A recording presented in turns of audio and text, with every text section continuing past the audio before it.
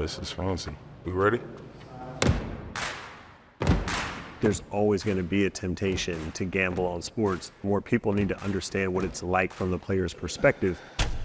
Sportradar estimates the global betting market to be worth around 1.4 trillion euros per year. There's always going to be people who want to manipulate that. For ages, gambling on sports was illegal. But now, a regulated global marketplace is providing a new lucrative revenue stream into all parts of the sports industry. Everyone bets. Everyone loves a bet. There's about 20 million different betting companies. For leagues, it's a great opportunity and a big risk. We have suspended a number of players for betting on the NFL. It's the ultimate sin. Jonte Porter throwing games on purpose. I never bet on baseball or any other sports. Now you have these two worlds colliding together. People who are on the inside have a little bit of a leg up. It's definitely a temptation. What do the sports leagues do when the athletes want to get in on the action? We'll look at the insider trading in the sports industry and how data is being used to police match fixing around the world.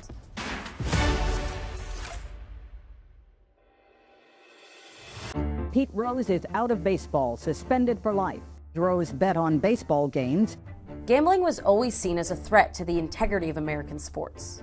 The U.S. until 2018, Nevada was the only place where you had legal sports betting. We had this landmark Supreme Court decision open the way for other states to join. In the 6 years since then, it's exploded. The NFL quickly established itself as the most popular sport for betting in the United States.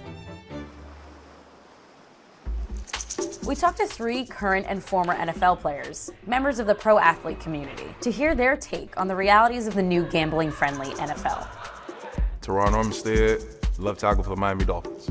Since I came into the NFL 12 years ago, pre-game shows used to be 5 guys talking about the upcoming matches, but now you see money lines. Play the Texans, I'll lay the points. It's been fluctuating, -2, -1.5. Who to sit, who to take, the over, the under. The evolution of it has been incredible and rapid as well. For the leagues, this is a revenue stream at a key time for them because we're seeing that media rights. There's a lot of tumult, a lot of disruption, especially at the team level. So I think bringing in the gambling money to supplement that has been something that they've really leaned on. It has added a new dimension to our game.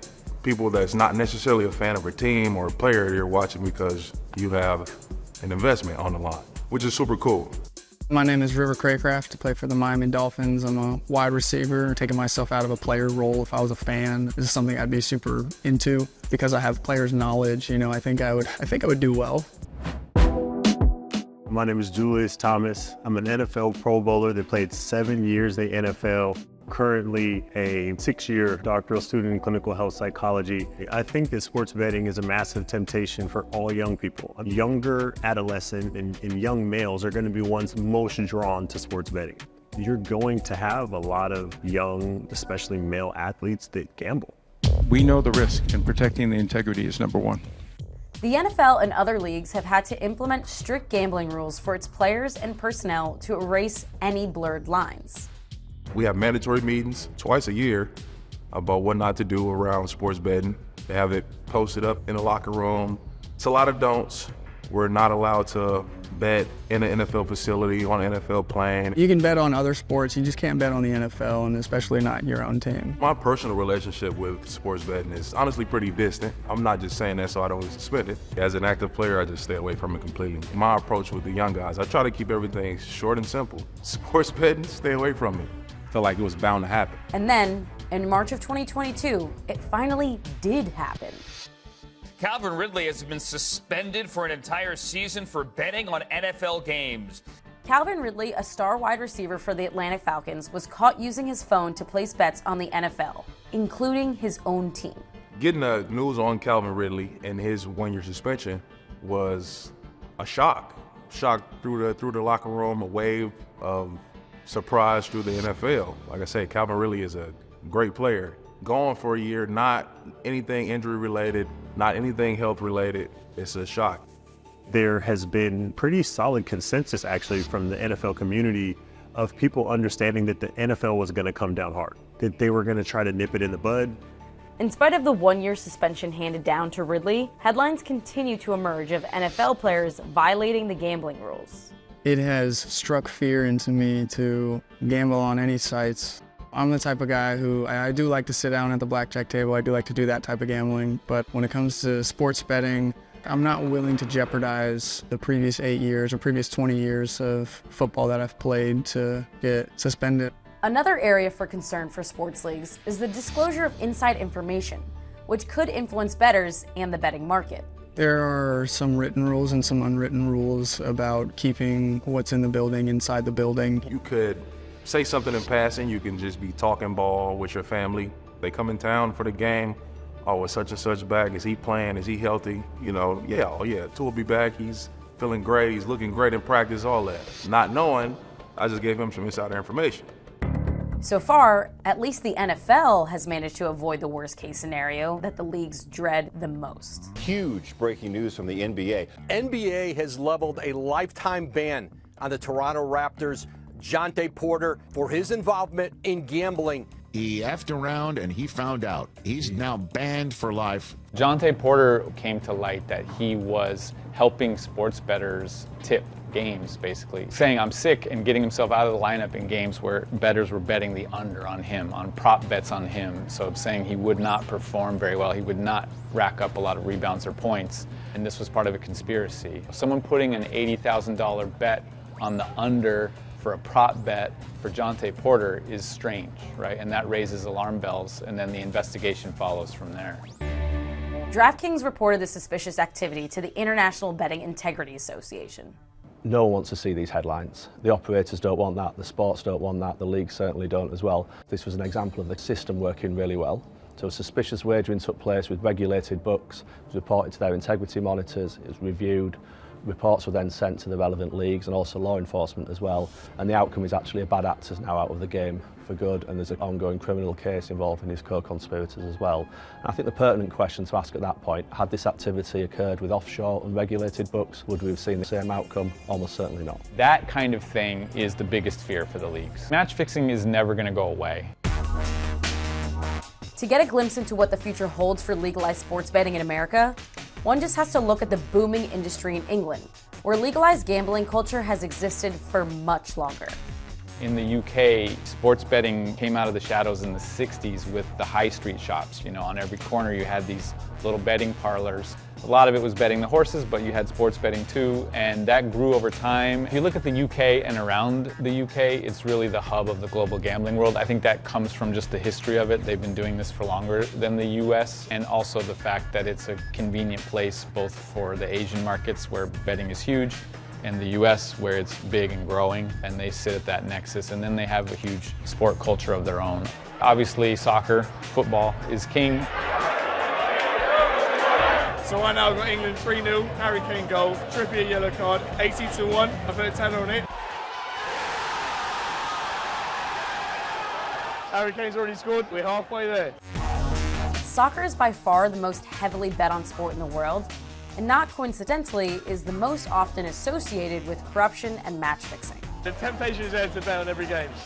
You got corruption players betting as well, they've all come out now. You got Tonali for Newcastle betting on lower leagues and himself. Paqueta, he bet himself for a yellow card. Much like what happened to Jontay Porter, athletes around the world are getting caught in the crosshairs of the regulated industry. Perception of match fixing activity is that it's detected through on-field actions, but actually the data is the most powerful tool and most proven tool to indicate wrongdoing in sports betting. The data is essential. You can't have betting markets, especially in the way that they are now, where it's instant and on your phone, without data. I can't imagine an industry that has greater revenue potential. The sports data gold rush got the attention of investors like Michael Jordan, who invested in a Swiss-based company called Sportradar. Sportradar is a sports technology and sports data company. Sportradar works with NHL, MLB, UEFA, FIFA, and NBA. Companies like Sportradar, they buy the data directly from the league. So the leagues have people sitting at every game tabulating touchdowns, goals, assists, whatever it may be. And that instantaneously then goes to these data partners who then package it and sell it to the sports books, who use it to make the bets that you do on your phone and to create odds and so forth. At the same time, these companies, Sportradar and others, offer what they call integrity services, where they are then watching the movement of betting in hundreds of markets through lots of books all around the world to look for unusual activity. This is looking at the live Asian handicap market. It trades very much in line for the first 60 minutes. And then we begin to see this big deviation here. These grey odds here are the bookmaker odds. More money is being wagered on it than expected. So from what I'm seeing here, this is a fixed match. Yeah. In 2023, we at Sport Radar Integrity Services identified over 1,300 sporting matches that were assessed to be manipulated for betting purposes. That's roughly 4 fixed matches a day across the world, which is a 47% increase from 2 years prior. But it's usually not the primetime sporting events featuring highly paid athletes. The lower levels of sport, including college athletics, have historically been ripe for corruption. It's probably wrongly perceived that this is reserved for upper echelons and elite competition. Federations understand the risk with lower levels of their competitions. Tom Harding brings a law enforcement background to Sport Radar, investigating match-fixing rings run by organized crime. Match fixers often deploy someone to a game to communicate with the players, so a lot of match fixing now occurring in the live betting markets. They need someone there to be that coordination between the players and the live betting. It also provides an opportunity to make payment to the players, but also provide that threats and intimidation. We deploy intelligence photographers to matches that we consider to be high risk of manipulation, looking to capture individuals in the crowd. Probably the sports where it's most vulnerable tend to be individual sports like tennis.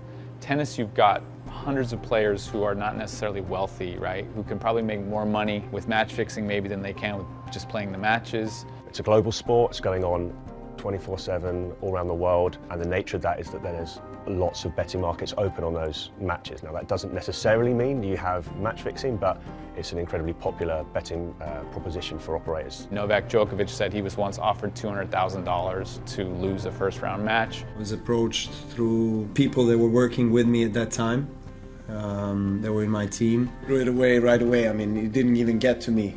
BuzzFeed had in 2016 the Fixer files. They put out a huge cache of data that showed potential corruption at the very high reaches even of tennis. And then you have the case of the Armenian Grigor Sargsyan, who was known as the maestro, right? Had a network of over 100 tennis players that he had influenced.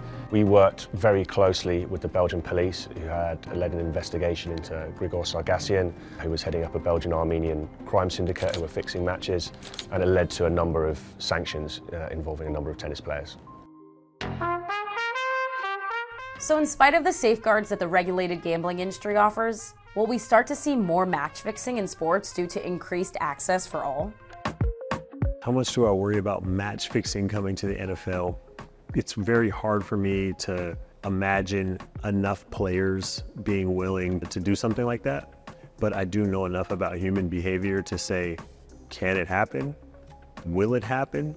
At some point, sure. I mean, you give it enough trials, something that we don't want to happen will happen. I think what keeps the league commissioners up at night is the possibility of a truly big scandal. I mean, Jonte Porter was pretty small. He didn't influence the NBA finals or something like that. But if you get a scandal at that level where a major star turns out to have been match fixing, the World Series wasn't legit, or the Super Bowl, that is actually something that could harm leagues in a serious way for a very long time. I think it continues to evolve. The trajectory that it's been on, I see it continuing to progress. More and more wages being created. They might find a way to include other positions, offensive linemen as well, sacks allowed or penalties or anything like that. So I just see it becoming more and more evolved, but it's here to stay. Post-career, when things are wrapped up on the playing end, I do feel like I would have a leg up maybe on some other people. I think this is such a delicate and challenging issue, and we do have to continue talking about it, and we do have to continue figuring out how do we protect the game, how do we protect the player, and then how do we drive attention, revenue, and excitement to our sports.